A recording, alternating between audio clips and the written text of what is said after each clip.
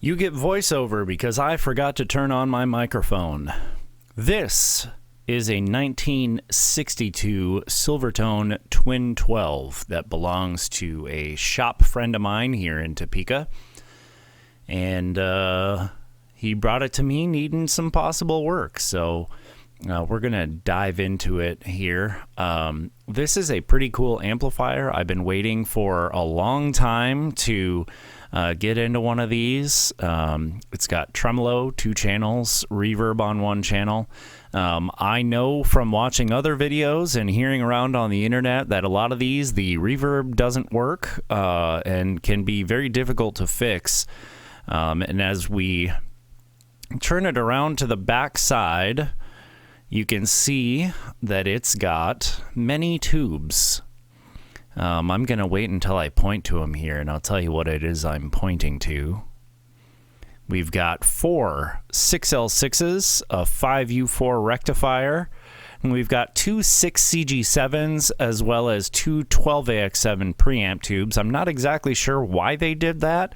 Off the top of my head, I'm not sure if 6CG7s are like dual triode like a 12AX7 is or not.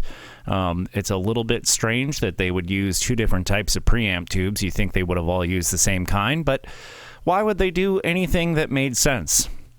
Over in the very corner there, you can see another tiny tube, and I'm not sitting next to the amplifier right now, so I can't tell you what it is, but there's another little tiny tube over there as well.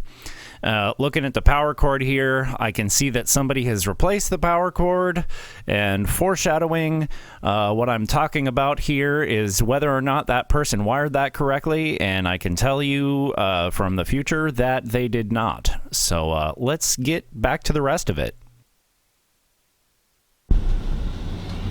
Back to having audio again. So I swear everything that I ever get into, I am automatically WTFing, and I'll show you why I'm doing that right now. Hopefully there's enough light in here. So first of all, you can see that both of the wires coming down for this have no sort of polarity marking on them whatsoever. So I don't know how they would have known that these 2 speakers were in phase. So that's one thing. Secondarily, the positive lead of this one is tied to a ground wire here that is bolted to the frames of both of the speakers up above. I don't know why anyone would do that. I've literally never seen anything where that would be necessary or wanted. So instead of nicely taking off these speaker leads, I am going to cut them.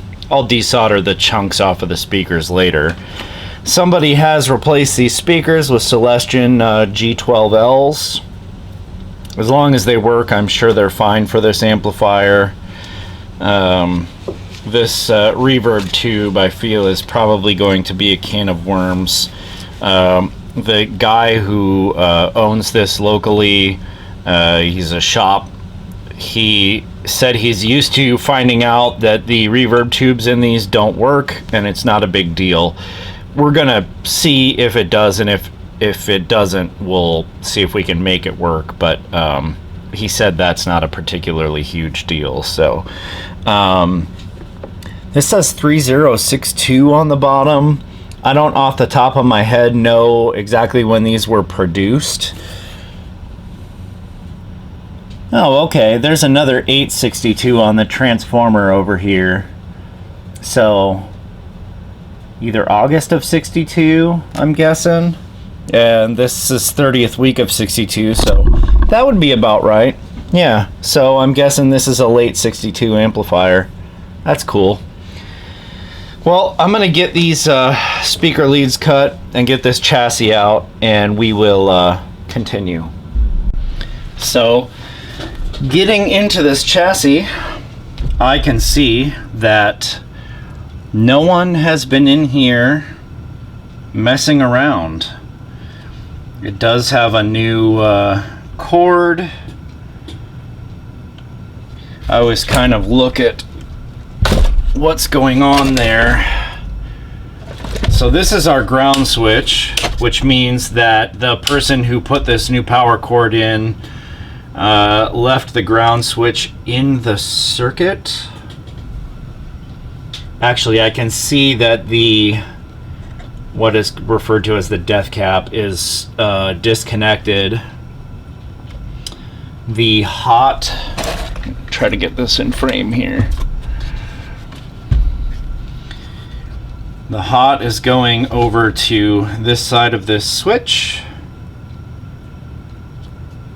coming over to the incorrect side of the fuse. It's coming to the outside, it should go to the back. The back of the fuse comes through this little throughway here.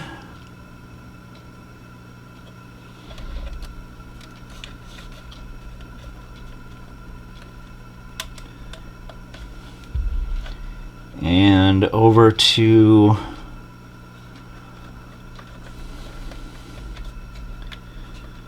sorry, this is taking me a second to look through these wires here. Get out the old chopstick. Okay, so that is coming out of the fuse and going to the constant into the transformer. The switch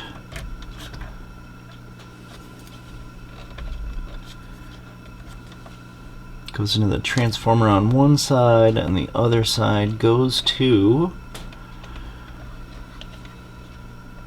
the neutral.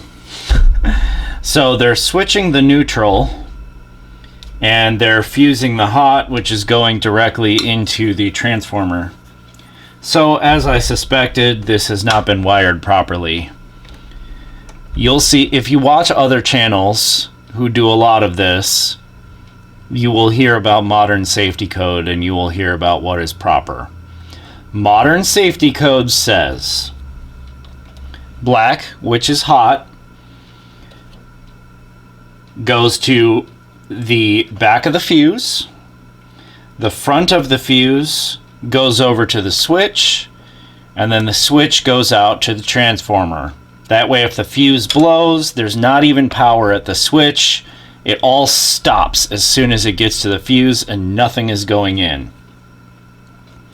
The neutral wire is only connected directly to the transformer. That's it. Ground obviously goes to ground, which they have done here, although it really is supposed to have its own dedicated ground that is not connected to any other part of the circuit. Not the end of the world, but not proper and not how you should do it. So, the power cord is in good shape. It looks like it wasn't done too long ago, so we will get that redone. At this point in the age of this amplifier, I am going to assume that all of these electrolytic capacitors in here are dry crap that are not doing their job anymore. They're very old. The shelf life is not a million years. It's, it's 15 years, it's 20 years. If you really want to stretch it, maybe you could make it work for 30 years. But this is a 1962 amplifier, which means that these caps are 62 years old. They don't need to be in here anymore. They're easy to replace. The modern ones can handle more heat. They last a bit longer than the originals. I will not listen to any tech who's been doing this forever who believes that they're fine and you could just leave them in. The majority of these amplifiers are not going into a museum. They are going to somebody who's going to gig with them. And even if you were to test these caps now and find that they were good, they're likely not going to be good for very long.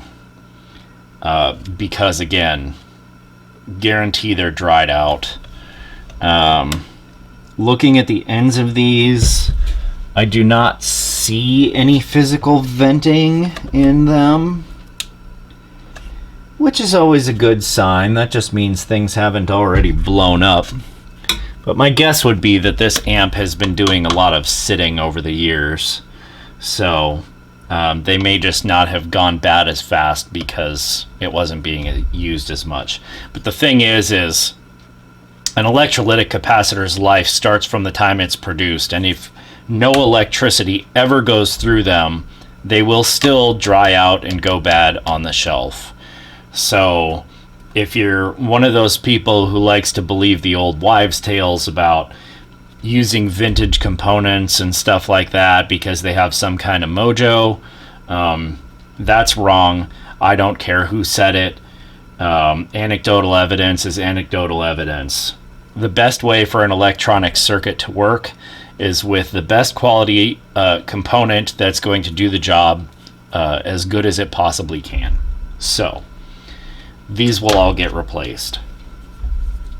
Now there's another thing here. This has Sangamo caps in it. All the coupling caps in this are all Sangamos. These rarely stand the test of time, so it's a probability that they will all need to be replaced. I am going to test them. I'll pull a leg up and test them and see whether or not they still measure at spec. If they do, we will try to leave them in, and when I get the amp up and running again after I get the electrolytics replaced and get the power cord rewired properly, we'll turn the amp on and we will look to see if we have any DC leakage. If we do have DC leakage on the far side of them, we will replace them. But because there are so many in this amp, and because this is for a shop owner who still wants to make money on this amplifier, I'm going to try not to spend the time and cost replacing them to begin with, just in case they can be used. It'll save him a little bit of money. If not, we'll do what we have to do anyway. You know, anybody who's getting an old amp serviced should expect that that's a possibility, and you know, not complain when it needs to be done. And he's good about that.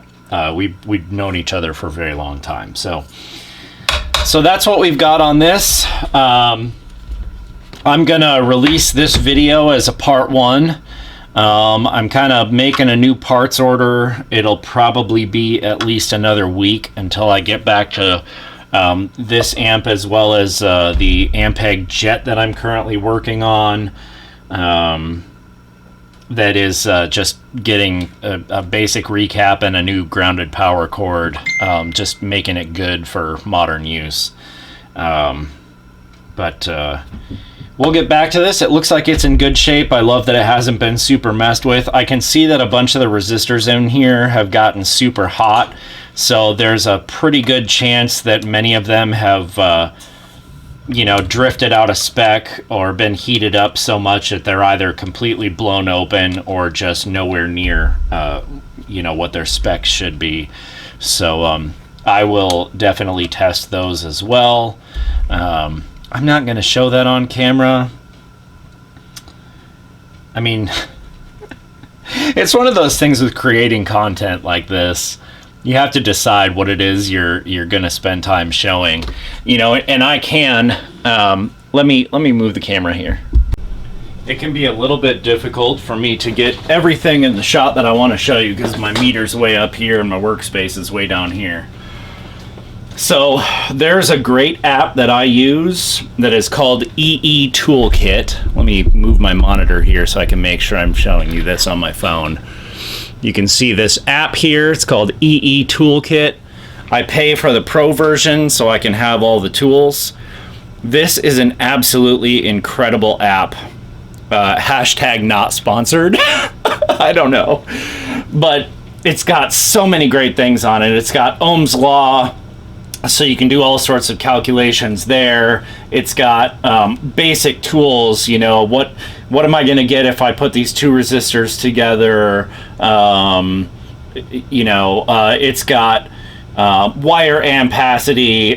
It's got a frequency generator on it, so if you want to use your phone to do some frequency generator stuff. It's got a pitch detector, which is pretty cool. It's got sequential logic, connectors and pinout, which is really cool if you are ever making your own connectors for anything. Just a super useful app. Now, what I use it for is going to make all the old guys laugh. My brain will never compute looking at a resistor, the color bands, and just immediately going, oh, that's a 470K because it's these fucking colors. I have better things to do, and my memory is not that good. So, my favorite part of this app, I'll show you one function and then we'll go into the function we're actually going to use. So one of my favorite ones is this. My brain often cannot remember how the decimal places work on components. So if you have one that says, for example, 103K on it, you go in here, you can type in 103K, and it will automatically tell you what that reading means. So that's a really quick way to just verify. Even if you think you're right but you're not sure, you can just type it in there and it'll give you your answer right now. Now, another thing that I use this for all the time, and what we're about to use, is there is both 4-band and 5-band resistor color code things on here. So these two resistors right here that I'm going to test are blue, gray, black. So you go in here and click on the resistor and you select whatever color it is that you want to read, and it says, okay, a blue, gray, black with whatever band you want. I generally don't care as much about that. I just want to know what the basic resistance value is supposed to be. So this is supposed to be a 68 ohm resistor. So we're gonna power up the multimeter here, grab our leads. Now, I've already pulled the tubes out of this, so I already know that one leg of this is not touching anything. So we're good to just leave it in circuit and test it. Go over to resistance. Get a good solid connection on here. And I can see that that is reading 68.6, so that's actually still really close to spec. I would have guessed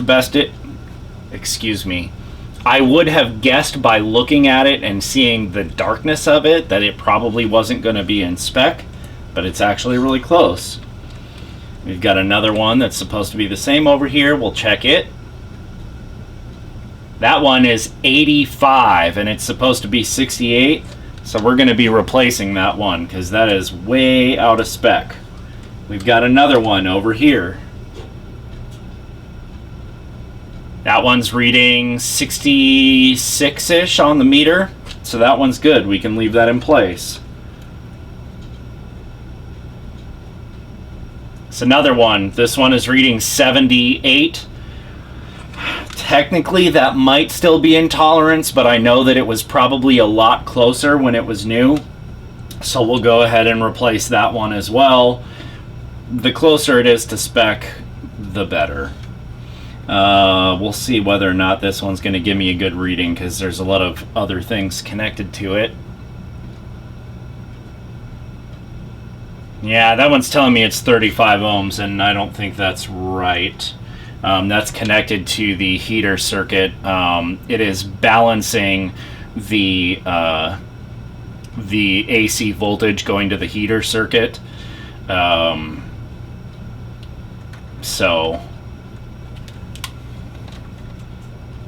Sorry, my brain is working while I'm doing this. but I can see that's 35.7. That's 35.68. So those are both probably fine. I could probably take out that light. I don't know if that would change my reading at all, but yeah. So I'll go through here as I'm working, and I'll test, you know, a bunch of these resistors, you know, just to start out with, just to see whether or not they're going to be in spec. Hi. And we'll replace anything that's far out of spec. So yeah, you know, I'll definitely check all these bigger ceramic resistors in here. Generally, when you have big power resistors, it means that they're dissipating a lot of current. So it's always good to make sure that they're still in spec. And this one is actually turning on the leads. Let me bring you in close. Sorry, this is going to be awkward. This one is actually turning on the leads, so I already know that one's going to be garbage. This one is actually loose as well. It seems like just the sealing cement on the side is what's holding it, so I'm going to end up having to replace both of these. Whether or not they even tested good, this one's probably testing open at this point. But even if it's not, I'm not leaving something in there that's already exhibiting signs that it's been so hot that it's starting to come undone. So it's just little stuff like that you look for. You know, there are people who will say leaving something as original as you can is the best in vintage equipment. If you've watched my other video talking about basic service stuff on amplifiers, you'll know that I don't subscribe to that idea. Especially true for tube amps is there is so much current and so much voltage inside of these circuits that if you're going to use these amplifiers, it is in your best interest for the components within the circuit to be as good as they can be.